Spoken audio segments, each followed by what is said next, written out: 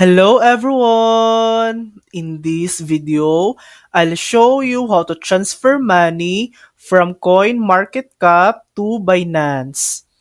First, open the CoinMarket app on your phone and make sure it's updated to the latest version.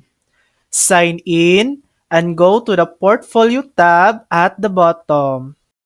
Next, tap the icon at the top left, select New, then connect Binance account.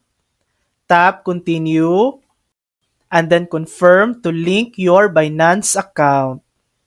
After connecting, tap the top left icon again.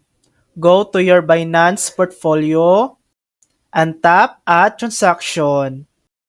Select your cryptocurrency, tap Transfer, enter the amount, then tap Add Transaction, and follow the steps to complete it. And that's it. That's how to transfer money from CoinMarketCap to Binance. Thanks for watching. If this video helped you, please like and subscribe for more helpful tutorials.